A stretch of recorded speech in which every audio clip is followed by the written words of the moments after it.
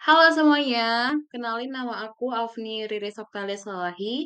Aku dari Prodi Bisnis Digital dengan NIM C1D1230027. Saat ini aku sedang mengerjakan tugas untuk mata kuliah Cyber Security Management dengan dosen pengampu Bapak Bambang Purnomo SEMM, yang dimana beliau adalah seorang dosen di Universitas Jambi, yang dimana pada video kali ini aku akan menjawab pertanyaan-pertanyaan seputar cyber security untuk video kali ini. Pertanyaan pertama, jelaskan nih secara singkat bagaimana sih peran AI dapat memodifikasi lanskap kejahatan cyber, baik secara penyerang maupun pertahanan. Lalu berikan contoh spesifik dari masing-masing isi. Oke, kita jawab ya.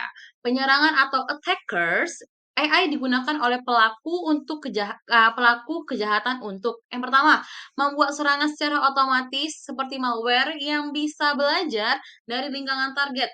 Contohnya apa? Malware berbasis AI yang hanya aktif di sistem tertentu. Atau deepfake dan phishing cerdas. Misalnya, AI membuat email phishing yang sangat meyakinkan berdasarkan pola komunikasi korban. Contohnya apa? AI itu bisa membuat chatbot palsu yang meniru cara bicara bos korban dan digunakan untuk menipu karyawan agar mengirimkan data yang penting. Lalu dari segi pertahanannya atau defenders-nya, AI itu nggak hanya sebagai penyerang ya, itu juga membantu untuk pertahanan, yaitu memperkuat sistem keamanan. Nah, itu gimana sih? Yang pertama ada deteksi ancaman otomatis secara mengenali pola serangan yang tidak biasa atau anomaly detection. Yang kedua adalah respon cepat terhadap serangan melalui sistem yang bisa mengambil keputusannya secara real time. Nah, contohnya itu apa sih? Yaitu sistem AI yaitu mendeteksi nih adanya aktivitas-aktivitas mencurigakan di jaringan dan langsung memblokir IP-nya yang mencurigakan. Oke, itu tadi adalah jawaban bagaimana sih AI itu digunakan dari sistem penyerang dari segi penyerang dan juga pertahanannya, teman-teman. Kita next ke pertanyaan selanjutnya, yaitu sebutkan dan jelaskan 2 tantangan dalam menerapkan solusi AI untuk mendeteksi malware yang efektif. Lalu bagaimana sih tantangan tersebut dapat diatasi? Oke, tantangan pertama adalah data latih tidak lengkap atau bias.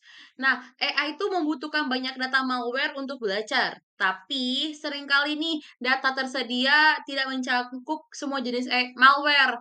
Nah, solusinya tuh gimana sih? Gunakan teknik data augmentation atau transferring learning. Nah, agar model bisa belajar dari data yang terbatas. Lalu digabungin tuh data dari berbagai sumber. Jadi, lebih banyak tuh data-data yang lebih lengkap gitu loh. Lalu tantangan kedua adalah malware terus berkembang atau evolusi malware, yang malware tuh sering banget nih diperbarui agar tidak dikenali oleh AI. Nah, solusinya tuh gimana sih? Gunakan model AI yang adaptif, seperti machine learning berbasis pembaruan atau online learning, agar AI itu bisa belajar dari serangan baru secara cepat. Next, kita masuk ke pertanyaan yang ketiga. Pertanyaan ketiga itu apa ya? Bandingkan dan konstruksikan pengguna supervised learning dan unsupervised learning dalam konteks deteksi anomali pada sistem keamanan cyber. Lalu, kapan sih masing-masing pendekatan lebih cocok digunakan? Oke, kita akan membahas mengenai dari tabel dulu ya. Nah, pasti kita membutuhkannya aspek-aspek dulu nih. Aspek yang pertama adalah butuh data label. Nih, kalau supervised learning itu membutuhkan data label ya, teman-teman ya. Contohnya apa? Misalnya nih, data diberi label normal atau serangan.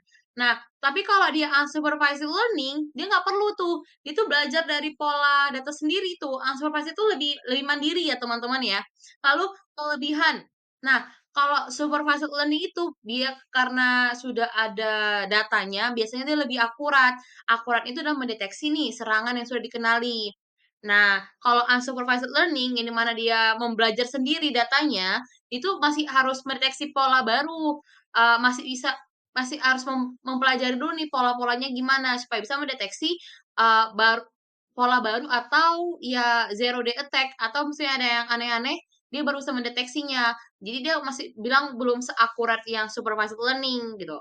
Lalu kapan sih digunakan? Oke, kalau supervised learning itu biasanya digunakan ketika kita punya banyak data yang sudah diklasifikasikan, sudah di-clustering, teman-teman.